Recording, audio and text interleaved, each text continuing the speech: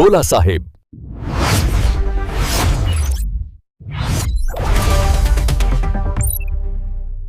मुख्यमंत्री तर ती मला माहित नाही काहीतरी केली पण एक गोष्ट आता तुम्ही प्रश्न विचारला सांगतो मी.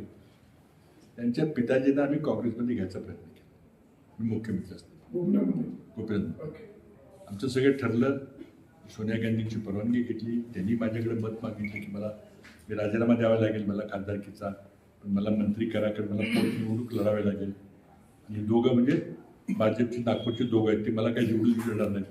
तिथं त्यावेळेला जातीवादाचा विषय होताच. मला मंत्री करा. त्यांच्याशी बोलताना सांगितलं म्हटलं काय हरकत नाही. म्हटलं कॅबिनेट मंत्री तर एकदम शक्य होईल कारण माहिती म्हटलं राज्यमंत्री स्वतंत्रपणे करता येईल. आमचं सगळं ठरलं. ते गुप्तपणे आले. मी महाराष्ट्र सदनाला राहता एका हॉटेलमध्ये राहिलो, कोणाला कळू देतो. त्यावेळेला माणिकराव ठाकरे अध्यक्ष होते. आमचं सगळं ठरलं. रात्री गुप्त 2 वाजता बैठका झाल्या अहमद पटेलच्या आमच्या. मॅडमची परवानगी घेतली आणि ते त्यावेळेला भाजपचे विरोधी पक्षाचे उपनेते होते मोठ्या पदावर, पण अत्यंत अस्वस्थ होते. त्यांनी काय काय सांगितलं मला ते काय बोलणार नाही. ते म्हटले मला दोघं मला निवडून दिसणार नाही. कोण? नागपूरवाले. म्हणून म्हटलं मला काहीतरी पद द्या. तर मी म्हटलं ठीक आहे. मी तेव्हा पंतप्रधान कार्यालयाचं राज्यमंत्री आधी होतो, नंतर मुख्यमंत्री होतो. हे मुख्यमंत्री असतानाची गोष्ट झालं. मी नंतर मनमोहन सिंग यांना भेटायला गेलो. तर माझी आयुष्यातली राजकीय सर्वात मोठी चूक झाली ती की मी पंतप्रधान न विचारता सोनिया गांधींना विचारून हो म्हटलं चला जमेल. पंतप्रधानांना बोलवलं. म्हटले तू हे परस्पर त्यांना आश्वासन दिले का?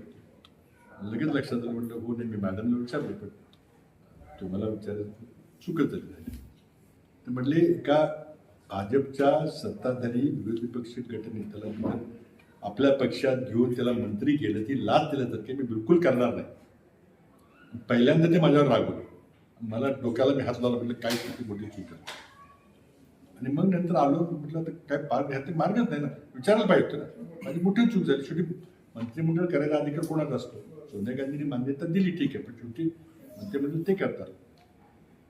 मी काय बोलावं, मी कुठं लपवतो मला कळत नाही. मी आलो आणि शेवटी सांगितलं सॉरी ते काही शक्य होणार. म्हणजे बाबा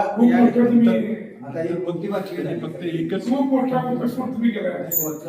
एकच मला वाक्य बोललं ते माझ्या आयुष्यात तरी विसरलं.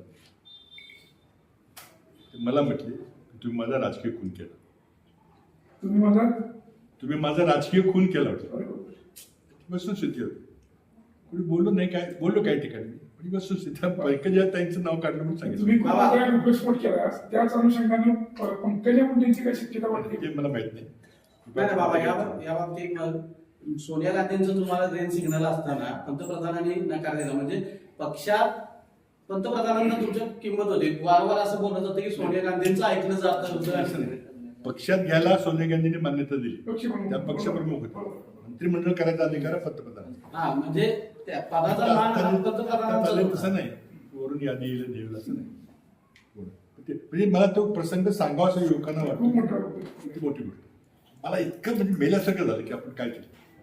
आता स्वाभाविक होतं. मला विचारलं पाहिजे. माझे बॉस होते तिथे, म्हणजे आधी होते, आता मी मुख्यमंत्री होतो. विचारलं पाहिजे की असं करूया का. तिथंच नाही म्हटलं तर विषय संपला असता. बोला साहेब.